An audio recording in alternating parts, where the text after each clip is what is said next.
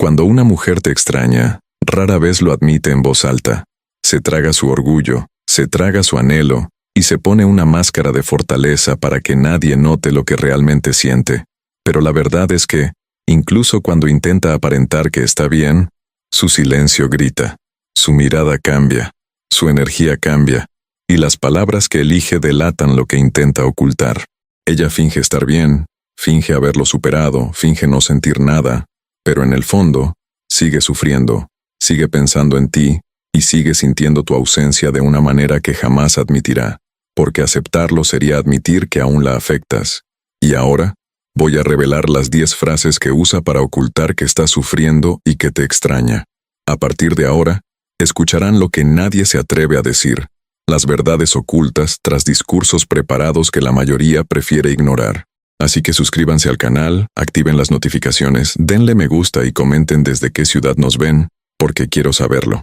Muchas mujeres temen que un canal como el nuestro llegue a los 100,000 suscriptores, porque saben que cuanto más hombres despierten, menos efectiva será la manipulación. De nada sirve despertarse si todos a tu alrededor siguen dormidos. Así que suscríbete al canal ahora para ayudarnos a hacer crecer nuestra comunidad de hombres lúcidos y preparados. Es totalmente gratis. Ahora, sin más preámbulos, manos a la obra. Primera frase. Estoy bien. Lo dice con una ligereza que ensayó frente al espejo antes de salir de casa. Lo dice con una sonrisa que incluso creyó sincera, hasta que cae la noche y el silencio de la habitación la desenmascara. Estoy bien. Es la frase que más usan quienes no están bien en absoluto, porque quienes están realmente bien no sienten la necesidad de anunciarlo a todo el mundo. Habla antes de que nadie pregunte. Habla demasiado rápido. Habla con esa firmeza exagerada de quien necesita convencerse a sí misma antes de convencer a los demás. Y en el fondo, lo sabe. Sabe que «estoy bien» es solo el disfraz más bonito que ha encontrado para ocultar cuánto le sigue doliendo. El problema es que se volvió tan buena aparentando estar bien que la gente a su alrededor empezó a creérselo. Sus amigos dejaron de preguntar, su familia dejó de preocuparse, y ahora carga con todo sola porque ha construido una imagen tan sólida de mujer que lo ha superado, que ya no tiene espacio para admitir que todavía llora en la ducha. No puede derrumbarse ahora. Eso sería admitir que estuvo mintiendo todo el tiempo.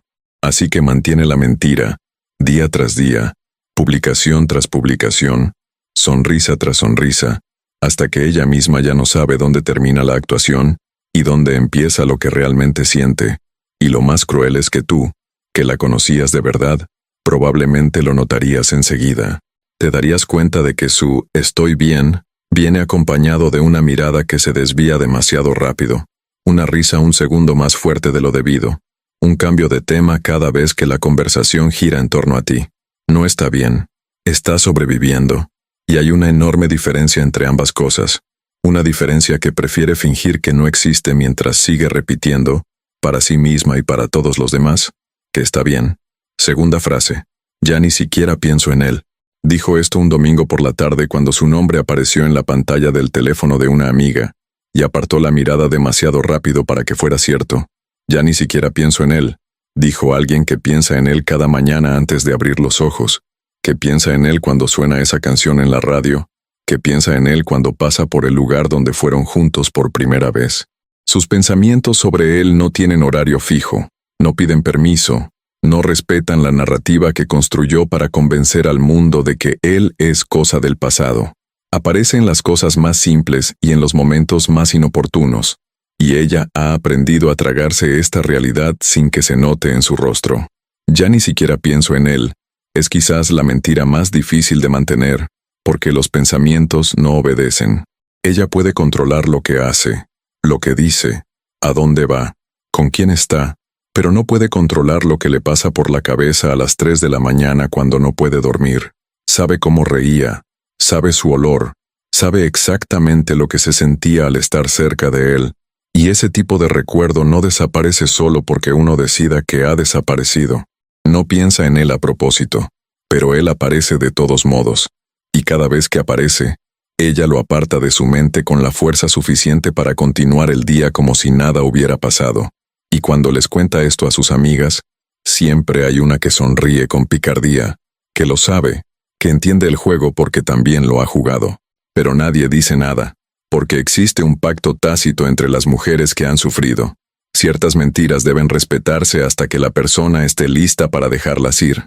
Así que él, ya ni siquiera pienso en él, queda suspendido en el aire, sin ser cuestionado, aceptado por todos como verdad, mientras que ella, en su interior, ya está pensando en él de nuevo.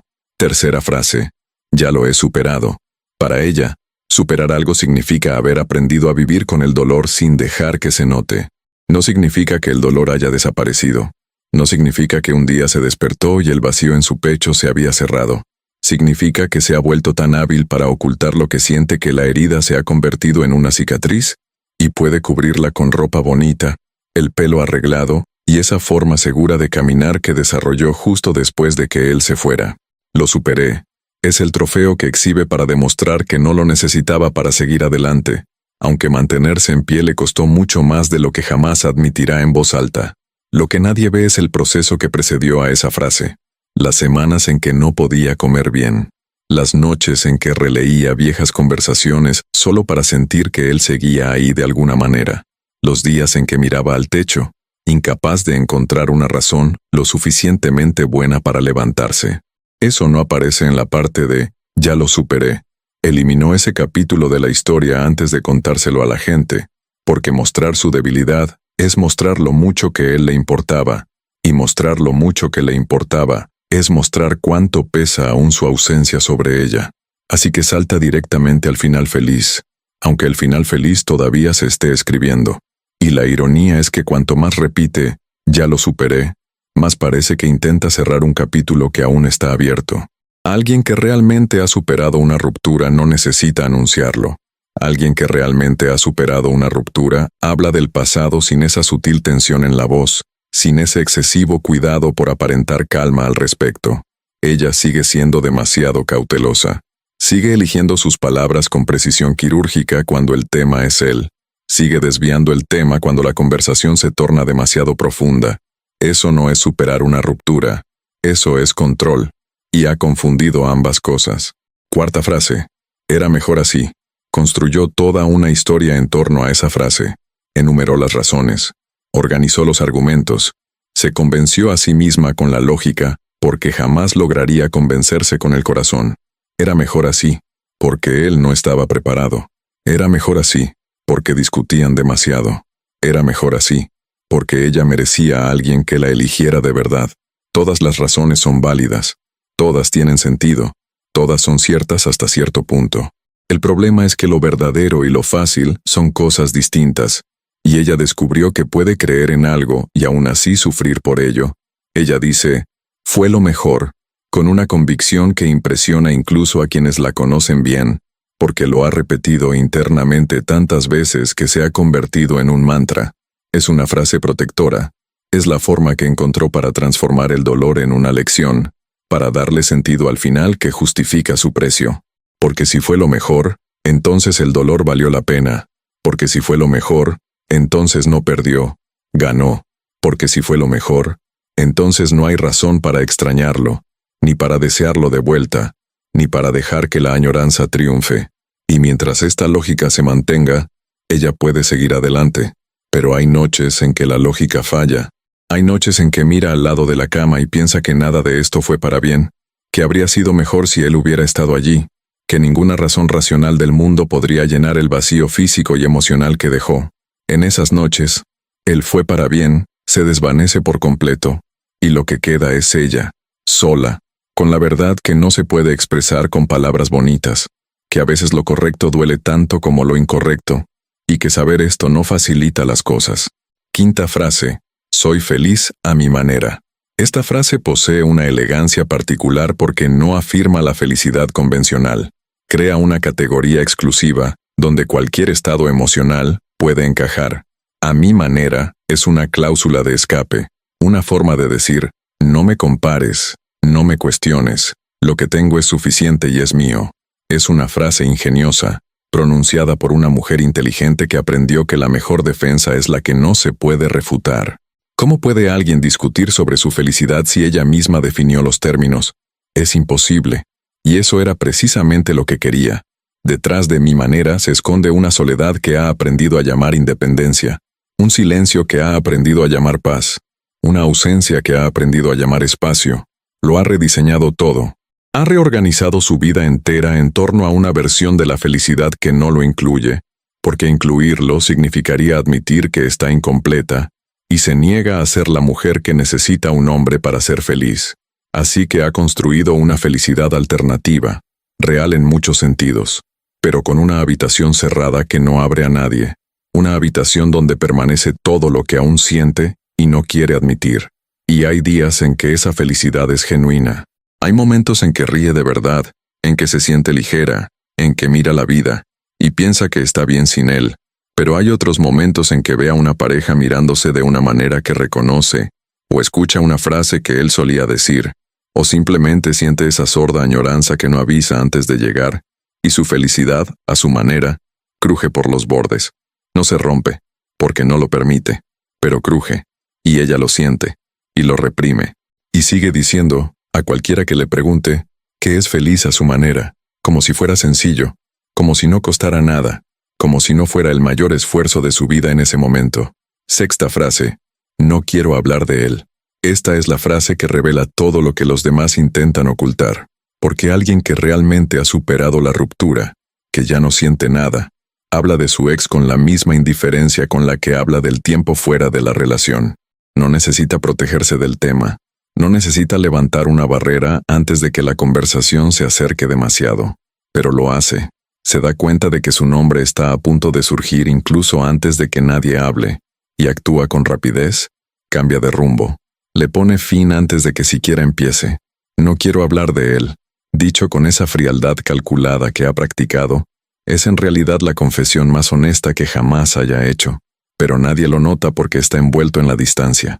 Lo que no dice es la verdadera razón por la que no quiere hablar. No es indiferencia, es instinto de supervivencia. Sabe que si empieza a hablar, algo se le escapará, un brillo en los ojos que no debería estar ahí, una vacilación antes de decir que está bien, una sonrisa involuntaria al recordar algo que preferiría haber olvidado. Se conoce lo suficientemente bien como para saber que no confía en su propia voz cuando se trata de él, así que lo más seguro es ni siquiera mencionar el tema. Es más fácil parecer cerrada, parecer dura, parecer indiferente, que arriesgarse a ser descifrada por alguien que presta atención. Y la cruel paradoja de esta frase es que, al decir que no quiere hablar de él, en realidad está hablando de él. Está diciendo que él todavía ocupa suficiente espacio como para merecer sus propias reglas, una protección específica, una advertencia previa de que este territorio es intocable. Las personas que realmente ya no importan, no reciben este trato. Alex, que ha olvidado de verdad, lo menciona sin ceremonias a la ligera, como una vieja historia que ha perdido su encanto. Pero él no. Tiene un cartel de no entrar en la puerta, y cada vez que señala ese cartel y dice, no quiero hablar, sin darse cuenta, está diciendo lo contrario. Séptima frase. Ahora me estoy centrando en mí mismo. De todas las frases que usa, esta es probablemente la más cierta y a la vez la más incompleta. En realidad, se está centrando en sí misma. Empezó a ir al gimnasio, retomó una vieja afición, salió más con amigos, se dedicó de lleno a su trabajo, hizo cosas que había pospuesto durante demasiado tiempo. Todo esto es real, pero lo que no dice es que hay detrás de esta repentina e intensa concentración en sí misma, que la quietud duele, que el silencio duele, que tener demasiado tiempo libre es demasiado tiempo libre para pensar en él. Así que llenó cada hueco en su agenda con algo que la mantiene activa. La concentración en sí misma es genuina, pero la urgencia de esta concentración tiene un nombre, y ese nombre es él. Construyó una nueva versión de sí misma a partir de las ruinas de lo que sentía, y esta versión es impresionante, es real, es suya, pero quienes conocen la historia saben que toda esta reconstrucción fue iniciada por el dolor, no por la inspiración. No despertó un día llena del deseo de reinventarse porque la vida le sonreía. Despertó con el corazón vacío y necesitaba encontrar una manera de llenarlo que no dependiera de nadie, que no dependiera de sí misma. Así que se convirtió en su propia obra, su propio proyecto, su propia prioridad, no porque no necesitara amor, sino porque ese amor específico ya no estaba disponible y necesitaba una dirección a seguir. Lo que duele de esta frase es que se pronuncia casi como un mensaje. Ahora me estoy centrando en mí misma.